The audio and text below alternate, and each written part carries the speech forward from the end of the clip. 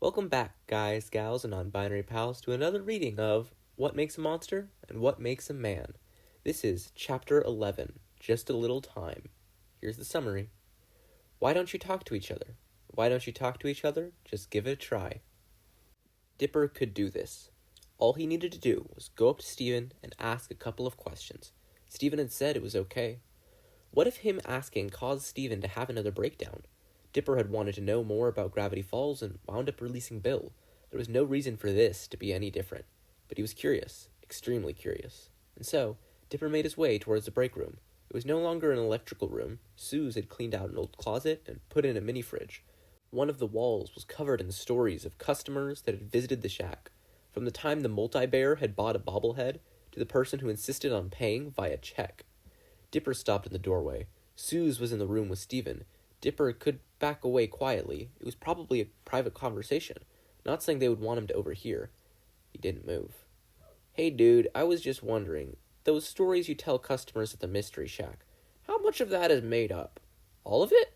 I mean, it's mostly based off adventures I've been on with the gems, but I change some of the details so they make more sense, require less context, and sometimes I throw in bits from different books or video games. Human zoos? Fruit civilizations? Zombie ninjas? How much of that had Stephen lived through? The blog had mentioned watermelons that looked like Stephen and alien abductions. Wendy had talked about a band called Sadie Killer and the Suspects. When he had asked what type of music they played, she had played a song called The Working Dead. Dipper had summoned zombies. The first time he called the government, he had gotten Stephen imprisoned. He had trusted the government over his own family. What was wrong with him? He was broken. Bill was inside of him. Hey, Dipper, what's up? Stephen had spotted him. Dipper bit his lip and locked his thoughts away. He'd come here to talk to Stephen. I know how you said, so I was wondering if you could maybe, you don't have to, but you could. Never mind. Dipper turned around. What had he been thinking? Of course, Stephen didn't want to talk to him. He was a bad person. He called the government. He hurt people. He was connected to Bill. Dipper, wait, is everything all right? Yeah, everything's fine. Stephen didn't look convinced. It was probably better just to ask. He had put Stephen through enough already and didn't want him to worry. Dipper pulled out a pen. I just had a question about the blog. Go for it. Dipper opened his notebook. Okay, so, are you a puppet master? Bill was the puppet master, and Dipper was the puppet. Never mind all that. Not that I'm aware of. No. Then how exactly did you manage to make the cat puppets on your fingers move so realistically? Shape-shifting? My fingers were actually cats. You can shape-shift. They could take on any form, and they were here to hollow out the earth. Since gems are projections of light with mass, they're able to change their physical forms. How does that work if you have a skeleton? You do have a skeleton, right? Yeah, I have a human skeleton. Some of the fractures probably were from shape-shifting, now that I think about it. Fractures? My bones got broken. A lot. But my body healed them immediately, so we didn't realize until I went to the doctor. Did you see a doctor? Stephen had stopped asking him a question, but Dipper had to keep going. If he stopped talking now, he wasn't sure he would ever work up the courage to ask again. What about the green hand that everyone evacuated from? That was Peridot. She'd come to check up on the cluster, took me and the gems prisoner, and we blew up the ship during our escape. Mabel is talking to Grenda's mom. Are you talking to anyone? Stephen had been taken captive by one of the gems who was going to imprison Bill. Could she be trusted? Could he? Never mind all that. Why don't you have a triangle on the dollar bill? Not sure. Some money person probably came across something decorated with the symbol of Pink Diamond's gem and got inspired. You know it's okay to open up to people. Not when there was a demon inside of you. Never mind all that. Focus on asking Stephen questions. What about that time 3 hands showed up? He held up a screenshot of the blog post. 2 of those were diamond ships. The one that came up from within the earth was the cluster. Have you considered going to... What's the cluster? A collection of gem shards at the planet's core. Dipper, are you... Mabel burst into the room. We are going mini-putting. Dipper finished scribbling down his notes. Mabel, last time we were there, the Lilliputians weren't exactly happy with us. I know, but if we go during the day, they won't come out. That doesn't mean they won't screw with our putts. All part of the fun. Come on. Mabel grabbed his arm and pulled him away. Stephen shook his head as he watched them go. Stephen, you're coming too. You get a free snack from the vending machine if there's 3 people. Soos is busy, Wendy is hanging with her friends, and our grunkles are going fishing. Plus, we want you there. Team Mini Putt, let's move out. Sounds good. Dipper, if you have any questions about anything, I'm here. When they got to the putt hut, the sun was a few hours away from setting. Mabel was vibrating with excitement. There were lots of different groups playing. Hopefully the Lilliputians wouldn't even notice them. Have you ever been mini-putting before, Stephen? Mabel led him towards the first hole. Only in video games? Well, it's way more fun in person. You get to hit a ball with a stick and try to get the lowest score possible. One time I got 17 hole-in-ones before the Lilliputian screwed with my final shot. I see. And what exactly is a Lilliputian? They're these tiny golf ball people that do all the work behind the scenes to make the balls move around. Like the pebbles. And there's this huge feud between the different holes over who does the best job of moving the balls. Okay, not the pebbles. Like the different Watermelon Steven villages. Dipper remembered Steven's story about an island filled with watermelons. Watermelon dogs, watermelon sharks, watermelon people. Except apparently the people were all Steven. Sure, now let's play. 4! Mabel hit the golf ball. Mabel was playing a great game. She was determined to not let the Lilliputian vendetta influence her performance. Steven was playing well. It seemed the years of training and fighting translated better to mini-golf than Dipper had expected. Dipper was doing about as well as he usually did. On hole 4, he managed to stay on the course. After hole 9, they paused to cash in on the free snacks from the vending machine. Steven eyed each of the vending machines carefully. Mabel popped up next to him. Are you trying to make sure you pick the perfect snack? What? Oh, no, it's just a force of habit. Sometimes Onion would be hiding in the vending machines at Funland. Dipper could hear Mabel and Steven talking, but their voices seemed far away. Last time they had come here, they had lied and manipulated the Lilliputians, hurt them, wronged them. Dipper had taken advantage of them because he could. Because what were golf balls compared to him and Mabel? They were tiny, just like Bill had done to Gravity Falls. Was this what Bill thought of humanity? It was getting hard to breathe. Dipper, are you okay? Excuse me. Dipper ran away. Dipper, wait! Mabel called after him. Just give him a moment. Dipper ducked into the washroom. Why couldn't he keep it together? What was wrong with him? Bill was inside his brain, manipulating him, controlling him. He was still a puppet. Everyone around him was at risk. He was wrong. Horrible, evil, wrong, wrong, wrong. And even if Bill wasn't a part of him, he had still done horrible things. He didn't need a demon's help or guidance to hurt others. He could do it just fine on his own. Never mind all that. Dipper splashed some water on his face, straightened his shirt, and started towards Mabel and Steven. He slowed down when he heard what they were saying. Is it Dipper? They were talking about him. Was Steven trying to turn Mabel against him? No, he managed to do that himself. Mabel would want nothing to do with someone that had a demon inside of them. It's just, I invited Dipper because I feel like we've been drifting apart. He's been so caught up in his head, he just has other things he wants to do than hang out with me. I thought if I did something fun with everyone, he might be able to forget about last summer and open up. Be the Dipper he used to be. But it didn't work. Dipper had been making Mabel feel bad. He had been neglecting their relationship. Dipper had been hurting Mabel. After he'd argued that they would face everything together, he had pushed her away. Not anymore. Dipper would be nothing less than a perfect brother for his sister. Last summer had been difficult. It was Dipper's fault, and he had to make up for it. Make up for all the pain she went through. He could pretend he wasn't afraid of himself, hide the parts of him that were broken, for Mabel. Hey guys, who's ready to finish the game? When they were back at the Mystery Shack, Dipper challenged Mabel to a game of attic stuff mini-golf. She agreed, a huge smile across her face. That night, Dipper sat up in bed. He didn't want to go to sleep. Sleep meant seeing Bill hurt the ones he loved. Instead, he pulled out his phone and pulled up Keep Beach City Weird. Now that he had explanations from Steven, he wanted to reread the blog. There were some posts he had missed during the first visit. A giant injector that got blown up, a gem community on the outskirts of town, a pink kaiju. Dipper could ask Steven about them in the morning. He turned off his phone and looked towards Mabel. He would pretend to be better. For her. And that is the end of Chapter 11. Here's Chapter 12, Just a Little Feeling Gaining Speed. Here's the summary. Dipper had some questions for Steven. A pink glow interrupts. Dipper poured himself a bowl of cereal. I had a couple more questions. That's great. What are they? Steven was packing jam, biscuits, and apple juice into a picnic basket. Dipper pulled up the first of the photos he had saved. What was up with this giant injector thing? That was Spinel trying to wipe out all life on Earth because she was mad at my mom for abandoning her. She's the one from the garden where we sent Bill. Spinel had tried to wipe out all life on Earth, like Bill, because she was angry about having been left in this garden, where they had imprisoned Bill. Bill had already wanted to wreak havoc across the universe, and now they had trapped him. How would Bill retaliate? Could he retaliate if he was trapped? Dipper, it's okay.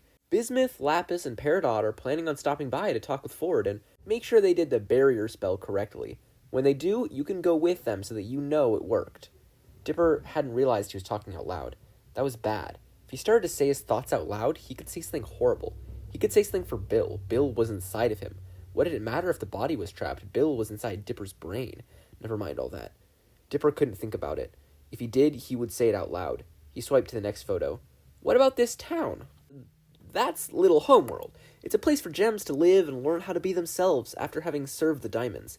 There's a school that the gems run in order to help with the adjustment, especially for uncorrupted gems, since they missed the last few thousand years. Is this what a corrupted gem looks like? Dipper swiped to the final photo, the kaiju roaring on the beach. A pink swirl began to form beside Steven. It grew larger, and the lion that had been with Connie came out. But Connie wasn't there. Instead, a tall woman with a circle on her forehead jumped off of the lion's back. Steven rushed forward to give her a hug. Pearl, you guys are here early? Yes, well, we missed you. This woman, Pearl, tapped the circle, and out came a group of people. From her forehead. Pearl could take people out of her forehead. Dipper recognized Connie and was fairly certain he had seen photos of the others on the blog. There was a group hug. Dipper was intruding, but the gems were blocking the exit. He stayed quiet and tried not to intrude. Steven! A small green gremlin with a triangle head and red shirt and a yellow star waved her arms so fast it looked like she had multiple. I understand why you enjoyed undoing all my hard work. Smashing warp pads is so fun! And trapping this Bill was easy enough. Easier than finding a good anvil. A buff woman with a star tattoo ruffled Steven's hair. Dipper raised his spoon towards his mouth. All of the gems seemed to have a star of some sort. Perhaps it was their symbol, like the Blind Eye Societies. He lowered the spoon. Connie turned towards him and untangled herself from the pile. Dipper took a step back, and Connie paused in front of him.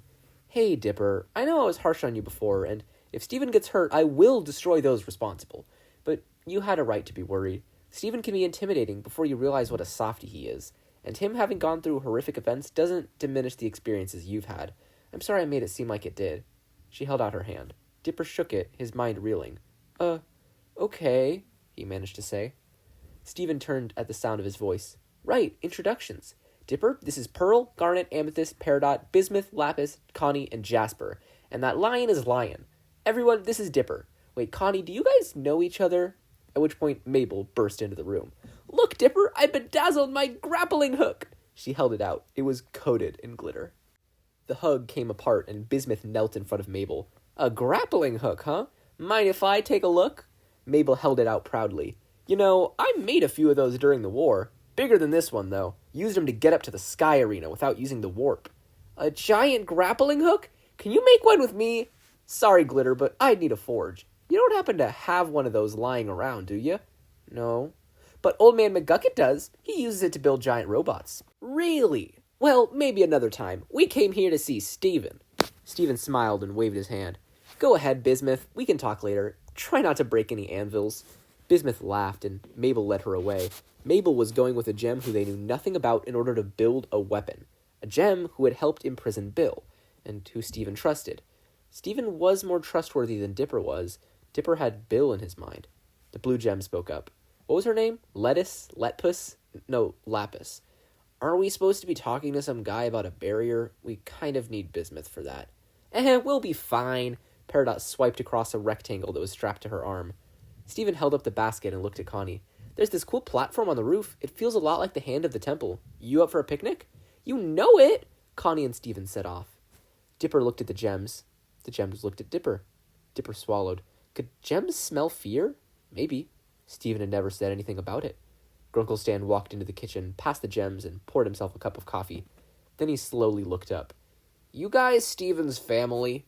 Amethyst grinned. Yeah? Why? Can you come with me? There was some stuff I wanted to ask you about. Dipper, can you show the ones that did the barrier stuff the basement? Ford should be down there. Dipper knew he should be focusing on the conversation. Peridot and Lapis were explaining how they activated the barrier. It would help if he knew Bill was unable to escape. But while he could hear the words and he knew what they meant, he couldn't process the discussion. In the end, Great Uncle Ford seemed satisfied. That would have to be enough. The conversation moved to gem technology and powers. Water, metal, nothing about smelling fear. It should have been fascinating. It was not. Dipper excused himself. There was barely a break in the conversation. Dipper was walking past the break room when he heard muttering. "The heck drafts a child in a war? At least I tried to keep the kids out of it. What were you thinking?" Dipper poked his head inside. Grunkle Stan was standing in front of Garnet, Amethyst, and Pearl. Pearl sighed. "You're right. He should never have had to go through any of that. It was unfair to him. He was forced to deal with all of Rose's mistakes." "It took too long to notice something was wrong." Amethyst looked at the floor. "We almost lost him for good." Garnet gazed at Stan intensely. "But we're trying to help him recover. He has a therapist and is taking time to find himself. And we will be there to support him every step of the way." "All right, then. So about this therapy thing." Dipper started back down the hallway. He needed some fresh air. Sitting outside was not helping his nerves. Usually, when Dipper panicked, his thoughts were too loud. They overwhelmed him. He could think of nothing else. This time, there was a singular voice. It wasn't loud, but it was all he could hear. Dipper pulled out his worm on a string, clutched it tightly in his hand. "Why are you so upset? The gems haven't done anything to show they were untrustworthy. They helped deal with Bill. They wouldn't have had to do that if it wasn't for you. You don't deserve to feel bad about this. So what if Steven is being supported and cared for? He gets to be. You don't. You don't deserve closeness, comfort, because you are wrong. You are wrong and broken and deserve to suffer. You..." Lion cut Dipper off, nudging his head against the hand that was not holding the worm. Dipper started to pet the lion. The voice grew quieter. It didn't go away completely, but it was enough that Dipper was no longer drowning. "Thank you," he whispered softly. The lion yawned. Amethyst came outside and sat on the step. "Hey, Dips, what you thinking about?" Dipper did not answer. He continued to pet Lion. "You know, that Stan seems to be like a pretty lucky guy. Not afraid to speak his mind. Protective. You're lucky to have him around." Dipper did not deserve Grunkle Stan's support. He was hosting a demon. "Has some self-worth issues. I get that, Dipper. If at the point he seems down on himself, I want you to tell him this. Just because you hate who you are today doesn't mean you always will. You have nothing to prove. Don't regret being a part of this world. It's better with you in it." She stood up and walked away. Dipper got this feeling she hadn't been talking about Grunkle Stan at all. He paused a scratching of Lion's ears, closed his eyes, and raised his face towards the sun, basked in it. "I never understood Steven." Dipper jumped. He hadn't heard Peridot approaching. "He never stopped trying to help me get better. He helped me to figure out who I wanted to be. One time he stayed up all night with me researching aromanticism. The crystal gems go to Beach City Pride every year. He got me an asexual flag for my first parade. Once you figure out who you are, the people who care about you support that person." Dipper resumed his petting. "Ford tells me that you're good at puzzles. There's a game on my tablet that I cannot solve. Would you be able to help me?" Dipper explained how Sudokus worked. He and Peridot worked together to solve some of the puzzles. It was calming. "Dipper, come here," Mabel called. "Where should we put this?" She was helping Bismuth roll a giant grappling hook cannon down the road. It was covered in swirls of glitter. They ended up putting it at the base of the totem pole, pointed towards the road. "Want to do a practice shot?" Bismuth was smiling. "Yeah!" "Alrighty then. Hey, Lapis, mind making us a target?" Water lifted off the ground and formed a target in midair. The manipulation of water. As Bismuth showed Mabel how to aim the grappling hook, Lapis came and stood next to Dipper. "You know, lapis lazulis were for terraforming. I destroyed countless planets when I worked for Homeworld." Dipper shivered. "My powers haven't changed at all, just how I use them. You can't run from who you are, from things you've done. You have to face them, accept them. It makes it easier to move forward." The grappling hook fired, a bullseye. The target exploded and water fell on everyone. Mabel and Bismuth high-fived. Mabel tackled Dipper in a hug, and Bismuth smiled at them. "See what I mean? Just because the need is different doesn't mean your skills are worthless." Pearl stepped out of the shack and paused. Then she pulled towels out of her forehead and handed them to the twins. "Seems you two are fans of anarchy and weapons. Do you know I taught myself how to sword fight in order to help start a rebellion?" Mabel's eyes went wide, and Dipper found himself reaching for a pen. "I was supposed to be an accessory, a servant, but I realized that I can be more.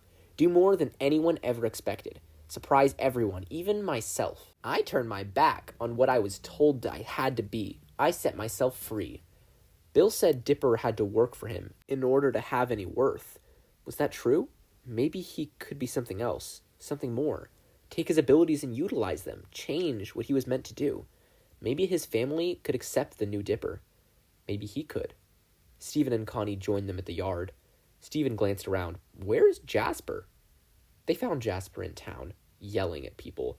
And if you lay a finger on him, he will kick your... And then I will kick what's left of it. You got that? Stephen walked up to her, smiling. Thanks, Jasper. I think they got it. I will tear out all of your hairs individually like blades of grass. Okay, Jasper. Stephen put a hand on her arm and turned to look at everyone. I mean, we're already here. Might as well grab dinner. My treat. Any good restaurants or food stands around here? Which was how Dipper found himself at Greasy's diner with his family and the crystal gems. Lazy Susan did not bat an eye at the group, merely sat them down and took their orders. Amethyst ate her entire meal in one bite, and Stephen had to stop her from eating the plate. Manly Dan came up and started talking to Peridot about her plant blog. Lapis was playing with the water, and Bismuth was telling Mabel about how to properly care for the grappling hook. Pearl was eagerly discussing gem culture with Ford. Connie was listing various loopholes Grunkle Stan could use to avoid charges. Jasper took a bunch of mints from the bowl on the counter and dropped them into Mabel's pit cola, like a gem version of Bill Nye the Science Guy. It was peaceful. A few times, Dipper found himself smiling. Garnet came up to Dipper while Stephen was paying. Her visor vanished and she looked at him with 3 eyes. Do not condemn yourself for problems you didn't cause. You don't need to hold yourself together for other people. You are allowed to fall apart. Your loved ones will be there to help you put you back together. She waved her fingers in front of her face and the visor reappeared. Mabel offered Dipper the rest of the nachos. Everyone went outside. Stephen had ordered a bunch of lion liquors and Lion pounced on them. There were individual goodbyes and hugs and happy tears. Soon it looked less like a group hug and more like a dog pile. Stephen pulled away and shook his arms. He checked his phone. Volleyball is all set to pop the bubble once you guys get there. You're ready to go? Lapis and Amethyst both did finger guns. Pearl and Peridot nodded. Bismuth and Garnet agreed. Connie gave a thumbs up and Lion sneezed. Jasper looked Stephen in the eye. Yes, Steven Universe. A giant smile spread across Stephen's face. He reached out and formed a bubble around the group. I love you all. Bye. He tapped the top and the bubble vanished. When he got into bed, Dipper realized Stephen had never told him about the kaiju. Of course, why would he? Dipper was a monster, but the gems had said that that was okay, that he could be better, and that he could be more. Maybe that was true for them, but that didn't mean it was true for Dipper. But Stephen did answer his other questions. Why? Why would Stephen tell him anything? Why would Stephen trust him? Bill was inside of him. Dipper's mouth felt dry. His happy mood was gone. He lay down and prepared for another round of nightmares. And that's the end of chapter 12. An author's note I really like at the end here says, no cops at Pride, just the crystal gems. Anyways, next chapter will be chapter 13. It'll be out soon, so thank you all so much for listening. Patch out.